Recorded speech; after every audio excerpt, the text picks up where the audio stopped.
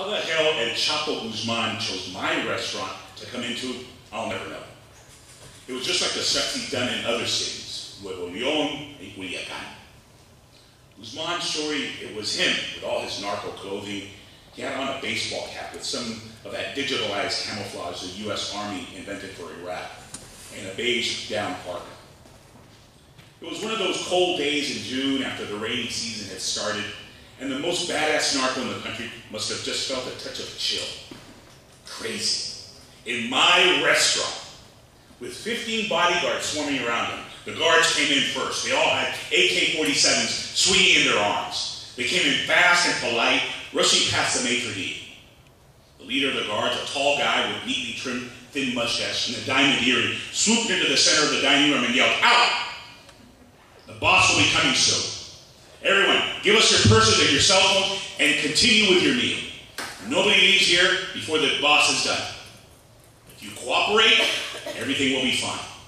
You get your purses and your phones returned when the boss is done. Leave your check. The boss will pay for your meal." I knew Shorty was short. Of course, but when he came in, I was surprised to see how just small the biggest drunken was.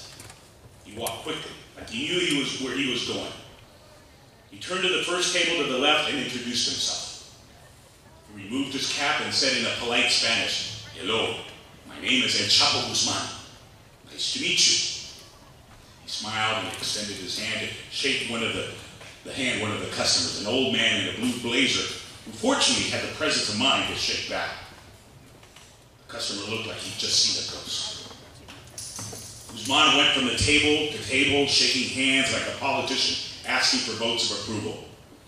But the way he smiled with a permanent grin and his eyes a little too focused on the clients, he seemed to be saying, "You'll be like me. I'm not so fucking bad, right?" After he reached the last table, he chuckled, cracking himself up. He was the most badass jokester in the world.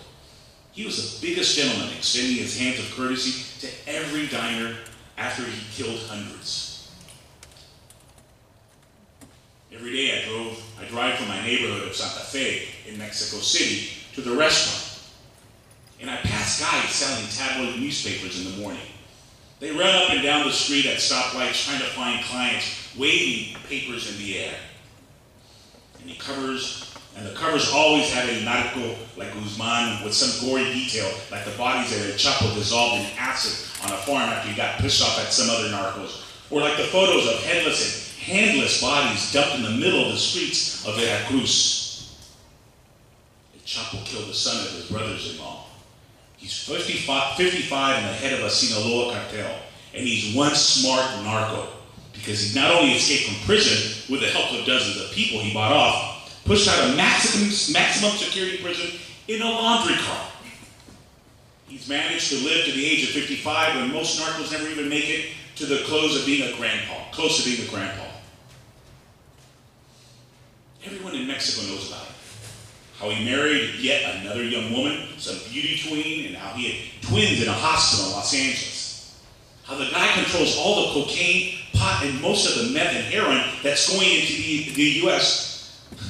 I've only been in Mexico 2 years, building the restaurant up, but anyone who spent time down here knows the name of all those narcos like they're heroes and devils of the soap operas that are on every housewife's home and in every cantina. So it didn't take a genius to know who just walked into my restaurant, was capable of killing me and every one of my clients, and I was the head chef. El Chapo asked to be escorted to a private room in the back, where we sometimes had lunches for the most important business people. My restaurant is in the neighborhood of Polanco, on the border with the most expensive neighborhood of Las Lomas, where all the international banks are located. The food in my restaurant is a mix of French and with Neo-American cuisine, meaning anything is okay. Fusion with Asian touches, wasabi with bourbon crab, pork with chantilly mushrooms, and a ginger cream sauce with beluga caviar sprinkled on top, arugula salad with truffle shavings, and a controu sauce. I wake up early in the morning and go to the San Juan market in the center of Mexico City to buy the freshest produce I can find. The market looks typical. At first, in a wide concrete warehouse, but the stalls are filled with the latest vegetables trucked in pickups from small farms. And there are even a few Korean stands where you can find Asian vegetables that are less common in Mexico City. Fusion cooking has been the rage in the U.S. for 30 years, but in Mexico it's a new thing. So I received more attention than a comparable chef would get in the U.S. That's one of the reasons I came to Mexico. A friend of mine who was living in Mexico came into my restaurant where I was the head chef in Pittsburgh. He's tasted some cured duck breast I was preserving in the cellar of the restaurant. He slurped up the homemade vinegars we were using, the salad dressing, and to pickle baby carrots and peas, and he told me I could be an instant hit in Mexico City. My body's covered with tattoos with bright oranges and blues swirling in sci-fi flames up my legs and arms. And the thought of going to somewhere new out of the US appealed to me. I'd already done the successful chef thing in the United States. I found myself staying after work with adoring clients who had watched too many episodes of Iron Chef, who thought I could throw knives in the air and prepare meals, delicious meals in half an hour or less.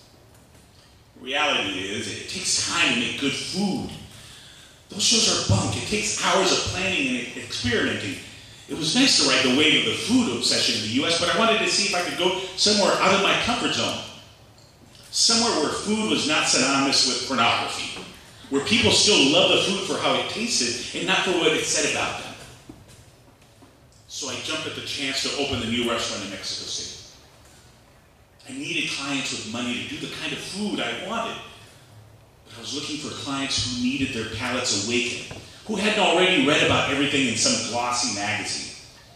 I was looking for new markets in which to hunt down ingredients, for new adventures.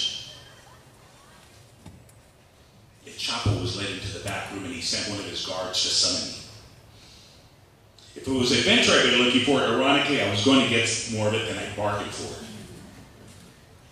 There's a fine leather bench along the walls of the back room, and Chapo was perched on the bench. Leaning back, his legs so short I had the sense he was swinging his feet beneath the table when I came in to meet him. A guard blocked the door to the left, to the main dining room. Another stood pointing an AK-47 on my way. And Chapo sat alone, waiting to speak to me. "Sit down," he said. He spoke in Spanish. I sat in front of him. He looked me over and then spat on the polished wood top of the table. "What kind of chef custom is that?" he said. "Don't you have any self-respect?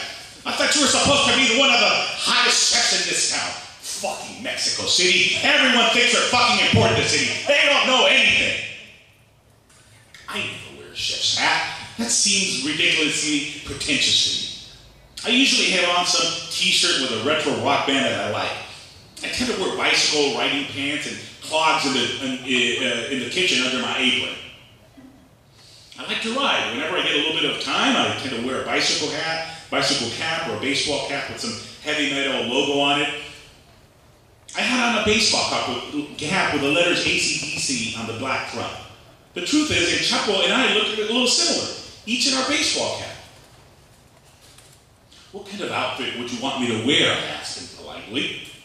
"Oh, hell, have some self-respect, man. If this is a get-up you have to make yourself feel important, then don't try to change what you do for me. But you look like some kind of wannabe athlete, not a chef. Everyone wants to be something other than what they are. Politicians pretend to be saints. Crooks act like they love their wives. I would have thought a chef was something different. But I see you're a phony, just like all the rest." "I'll try and do my best," I said. This was going to be harder than I thought. I knew that if Chapo Guzman was coming into my restaurant, he was probably doing it for PR, to let everyone in the city know that this was his territory, that he could come and go at will, and they could have a $5 million bounty on his head, or he could make a mockery of every counter-narco in the country. If he could come into a fancy restaurant and pay for everyone in broad daylight, then it would be enough to strike terror into every last person in the city. I heard this was the effect of his stunts like this in other cities. He seemed like a god who could come in and go as he pleased, invulnerable to any human boundaries. But if he was coming into my restaurant in particular, I guess it wasn't just a statement. He was coming into my specific joint. It was to see if the food was any good. My job then, like any other great chef, was to be like a magician. A chef who's truly great sits a person down at the table, makes them wait longer than they want to wait until they're beginning to salivate, to be a little cranky, to doubt the abilities of the kitchen, and then comes out with plate after plate of unexpected wonders, with flavor combinations that pop and surprise in perfect ecstasy until the patron willingly pulls out their wallet. Pays much more than they think they should, but without any regret with a clamor. In fact, for the next opportunity to eat more of the same food. And for all the while, the chef has come up with just a few dishes on the menu that will please everyone. Each person eating thinks the magic has been made just for them, but it's been made for 80 to 100 clients per day. Reluctance, I was used to. Someone who was already saying I looked like a pansy was another thing. I was going to take more than usual tricks to win a Chapo over. It didn't seem like he was a kind who would want to kill me if I failed to charm him, but it was always an option. Would you like something from the menu today? I asked Chapo. I used reverse psychology, and if I asked him this way, he would say he wanted something made just for him. Do I look like the kind of guy who eats with all the other pigs that are out there that are eating? And Chapo said. He pointed to the door to the main dining room. Normally there's a human hum of patrons talking, eating, ordering fine wines, and privately licking their knives, even though that's Scouse. You can tell how much your patrons like the food by how much sauce they leave on their plates. I always inspect the plates as they come into the kitchen. Where there are marks where people have been sopping the sauce with the bread, I take note and try to make those sauces more frequently. Though you always have to try something new. There was barely a sound from the other side of the door to the dining room. Something special just for you, then, I said. Do you know how I became a jefe? El Chapo said.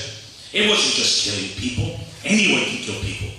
Anyone can be the baddest ass around here. That will get you about 20% of what you need to be the capo. He leaned in closer to me as we were about to give him the secret key to the universe. What made me the jefe was coming out with better plan. What made me the jefe was someone else telling me what I had to do, and me coming back to them with something better than what they asked for. You want 15 tons of the product in Chicago by Monday? Okay, I'll get it there. But I'm also going to build a tunnel under the border so we can ship over 300 tons next week. And I'm going to ship 2 kinds of product on the same plane into LA. Those idiots. They were just shipping pot on the plane when they could have been shipping Coke.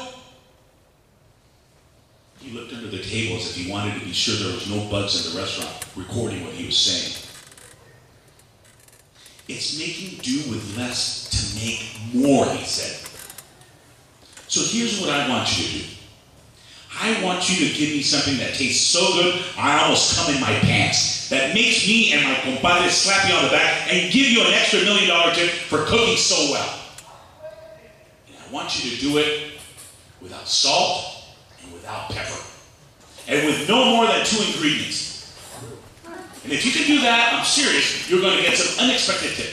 And if you can't, he gave his chuckle again, the same jokester laugh that he'd given to the patrons outside when he introduced himself to them. The great El Chapo shaking hands. If you can't, he said, as he puts his right hand to his head in the shape of a pistol, his thumb pointed into his ear and released, "Pow!" he said, and he started laughing. I came to Mexico City with my wife. We have a 4-year-old son, and one of the pleasures of Mexico City has been seeing how kid-friendly, how kid-obsessed the place is. Mexicans love their kids more than just any other place I've ever been to. There's a big park in Polanco and not far from my restaurant called Chapultepec. And on Sundays, I walk with my wife and son, Jimmy, through the park. I leave the cooking up to the sous chefs on Sunday, and I close the restaurant on Monday. It was because of Jimmy that I opened a gourmet hot dog restaurant in Pittsburgh before moving down to Mexico City. He loves hot dogs. He takes a dog in both fists and shoves it in there. There's something primal about the way kids eat food, shoving the good things into their mouth, tossing what they don't like onto the floor. Behind the hidden flavor sophistication in a fine restaurant, I want the patrons to feel that primal energy, to feel like they're pushing food and tossing it in on the floor as they constrain themselves to holding a fork delicately in front of their mouth and then popping it in. I like to watch patrons eat like animals. I like to see them roll their eyes upward in delight, just as Jimmy does when he eats a hot dog with mustard and all the fixings. A couple days before Chapo came into the restaurant, Jimmy was in Chapultepec Park next to one of the big artificial lakes where the famous spout water into the air. And he dashed away from my wife and clambered over the lip of the stone border around the water before I grabbed him. He went straight into the water. I thought he could drown, even though the water is no more than a couple of feet deep.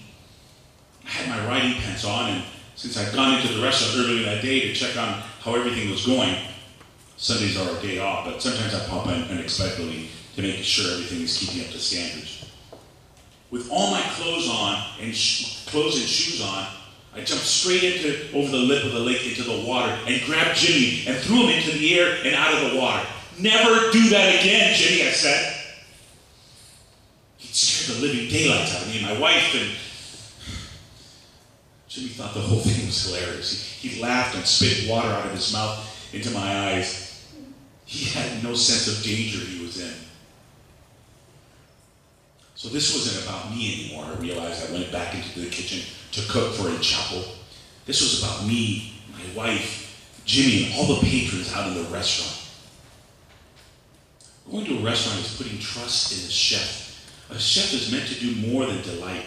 He's meant to block out the pressures of the world for a few minutes. For a couple of hours, a patron sits at the table with a nice white tablecloth, and they're allowed to forget about the outside world, to forget about their business. Forget about their business going sour, or their dying grandmother, or the problem they're having with their spouse. Food at its best can be like an amulet, something that wards off evil like a magic charm. I could feel the weight of the magic that I needed to perform as I went into the kitchen. It may sound crazy, but I like to eat what they are. If they have voracious appetites, habits, and they can't change, they like sweet foods.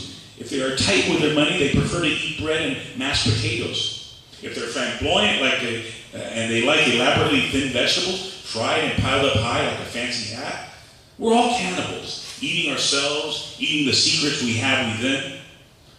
There's a reason the pedophile has poor dental work, teeth that have eaten too many sweets. I went to the main meat fridge in the kitchen, and I started to pull out things that I thought El Chapo might like. El Chapo was a short bull. He was an animal. He was dark and earthy. He snorted when he spoke. Beef alone wouldn't be enough to get his attention. I needed something darker. I thought of some wild boar I had in the fridge, some elk or venison. The boar meat might be close, but the elk and venison were too delicate. If I could find a slab of water buffalo, that would have been about right. I ate a piece of cured water buffalo meat once in a restaurant in Sri Lanka, and it tasted as black as a thick skin on the animal. Then I realized only one thing would make El Chapo absolutely happy: human flesh. I knew human flesh would do it, but I couldn't give him what he wanted unless I could cut that flesh off myself to save the life of me and the other patrons waiting outside, waiting to see if they would make it to another day. I found a block of Wagyu beef and took it out of the fridge. I sliced it thin, delicate shaving, and then piled the shavings up on 6 different plates for El Chapo and some of his henchmen. The first ingredient would be beef. The second would be human blood. I took 1 sharp knife off the wall of cutting utensils and cut my thumb. I squeezed drops of blood onto the beef, letting the crimson color sink into its thin wafers. The plates looked colorful, and there was only 2 ingredients: I made the plate for El Chapo bigger than the rest to fit his big ego. I was about to tell the waiters to bring the dishes out, but then I stopped for a second, and I tasted the meat. The ingredients were wrong. The dish was close, but not quite there. There was bitterness, a tough saltiness to my blood that wasn't quite perfect. As if the totality of my experiences in life came out in the flavor of the blood, and I realized normal blood wouldn't be enough. The Chapo had eaten everything. He had eaten, I guess, in the finest restaurants of Vegas and London, Tokyo, and Paris. His empire was global. I knew he was a billionaire. This dish had to be unlike anything he had ever eaten in one of those fine restaurants. But normal blood wouldn't do it. I thought of the baby piglets, lambs, and the veal that were the staples of every great restaurant in Europe. It was precisely the tenderness and innocence of those animals, the very same thing that made vegetarians cringe at such dishes, which made meat lovers relish such food. Like old people rubbing on creams to remove the wrinkles, the restaurant patrons craved baby carrots, the youngest peas, and other new-grown shoots and lettuces to pass across their tongues before they are chewed and ingested. The desire of someone like El Chapo, who had devoured young women like his wife and who dressed like a teenage hip-hop star to avoid his true age, was strong. He needed to dominate all the people around him, like a dirty old man who preys on young girls. So I knew suddenly that I needed the blood of a kid. I went out the door and into the main dining room. There was a dozen of El Chapo's guards there, watching the patrons eat. Most of the diners' plates were empty, and they were waiting for El Chapo to finish his meal so they could go. When I came into the dining room, I heard a few gasps from some of the clients and saw an old woman start to cry. I had no idea how bloody my apron looked. I saw a young girl with 2 long pigtails running down the back of her hand-knit blue sweater. Her mother was holding her tight by her side, telling her gently not to be worried. I came up to the mother, well done with makeup, who looked like she went to the spa once a week. I had to convince her to give up her daughter. My son's name is Jimmy, I said. He looks about the age of your daughter. Please trust me if I tell you I need your daughter to come into the kitchen for a second. Why? The mother asked. She looked tortured, like she was in the middle of a bank robbery and had just become one of the bank robbers. There will be time for me to explain later, I said, as in a calm voice as I can manage. I tried to be commanding. A command would be the only way to get the mother to relinquish her daughter. I said in a soft but firm and commanding voice, I need your daughter to come back to the kitchen with me. Only if I come too, the mother said. I told her, all right, she can come too. The guards of El Chapo told me to hurry up. What are you doing, wasting time? The head guard said with the diamond in his ear. Get in the kitchen and give the boss his meal. He's hungry. He's been waiting for you. I went back into the kitchen with the daughter and her mother. I stood in front of the plates of Wagyu beef, growing moisture and plumper as they absorbed the blood.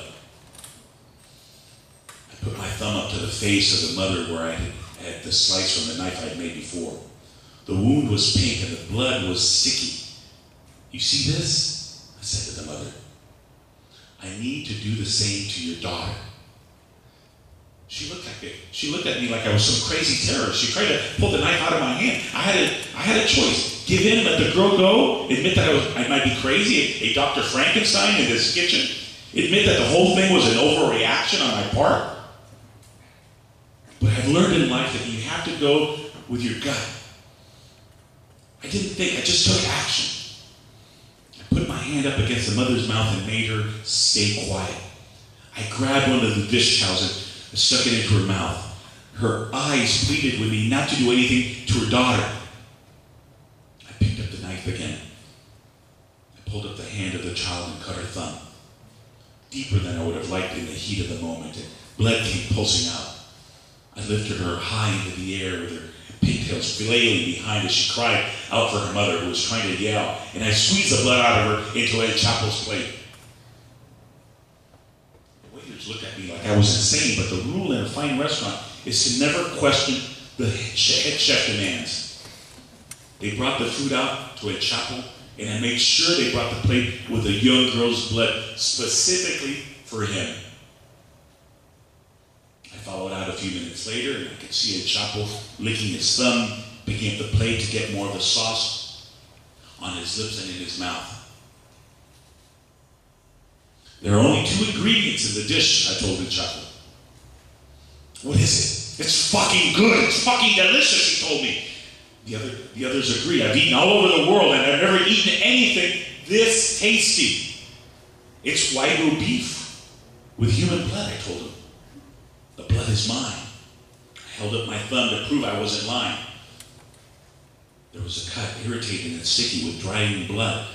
I didn't mention the girl. If El Chapo knew, he might develop a fetish for young blood. He might look for her in the main dining room and take her away. He might rape her. There's no telling what kind of habits he could develop. I've read from survivors of airplane crashes that once the taste of human flesh is tried, once the taboo is broken, it's hard to go back. Son of a bitch, El Chapo said. You think I'm an animal? Some kind of a cannibal? He spat on the table with venom, like a rattlesnake. I couldn't tell if he was going to pull out a gun and shoot me or not. I don't think anything, I said submissively. You people in the normal world, you know nothing about who I really am, El Chapo said. A cannibal. Nothing could be more ridiculous. He picked up his plate and held it in front of his face, looking to a mirror. He threw the plate against the wall, and the white china with blood broke into pieces. But I never lied, he said. Even if someone attempts to trick me, I'm the most honest person you'll find in all of Mexico. Come here. I approached as commanded. He took my thumb and squeezed my wound until I cried out, hoping my finger wouldn't burst. New blood came forth from the thumb. You should be happy just to keep your life, El Chapo said, looking me straight in the eyes, letting me know he could kill me every bit as easily as I tossed that plate. But I challenged you, and you gave me something with 2 ingredients, and it's the best thing I've ever tasted. He ordered one of his guards to bring me my tip. He pulled out a couple thick piles of $100 bills from a brown briefcase and left the money on the table. He put my thumb on the money until some of the blood seeped into the face of Ben Franklin on the bills. Now you are guilty of entering the world of blood too, he said. He stood up quickly and walked into the main dining room. The girl was back with her mother sitting at the table. The mother still in tears. I prayed that Chapo wouldn't discover she'd been involved with a meal. I hoped she wouldn't see the girl's thumb was just like mine. El Chapo looked around the room and saw the girl next to her crying mother. He stood in the middle of the patrons. What's wrong, little girl? He said to all the customers. He walked up to the girl. Did you like your meal? Please finish. Please finish eating. Everyone, I hope you've seen if great Chapo isn't such a bastard after all. Please enjoy your meal. It's compliments of me and my associates. He waved his hand wide in appreciation to his guards and bowed to them. The mother held her daughter, hiding the girl's face from the great El Chapo.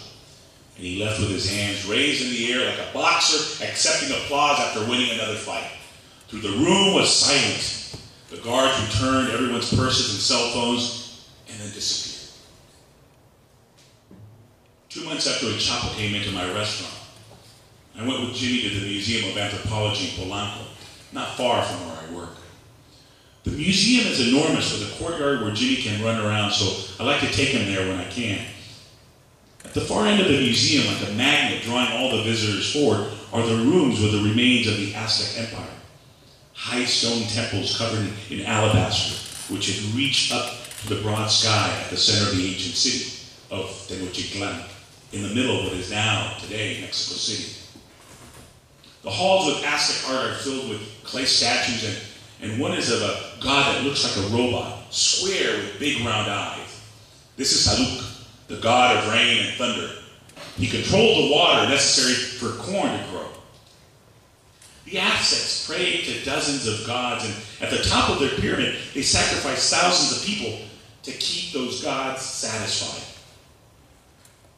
Jimmy ran ahead of me in the Aztec galleries, past stone knives with small eyes made of turquoise that the Aztecs used to cut out the hearts of the sacrificed people. Young victims were always considered the most worthwhile for placating the gods. They had more potential energy for the rest of their lives stored within, so they were believed to be the most valuable offerings. For 2 weeks, I hadn't been sleeping very well. I didn't know what to do with the money that Chapo had left me as a tip. I kept thinking about what he'd said to me, that now I was guilty too. My wife had told me I should be practical and use the money to keep building up the restaurant or to put it into the college fund for Jimmy. She told me I would be turning bad money into good, taking it from the drug dealers and making it into something positive. She told me I should be proud I'd saved everyone in the restaurant that day.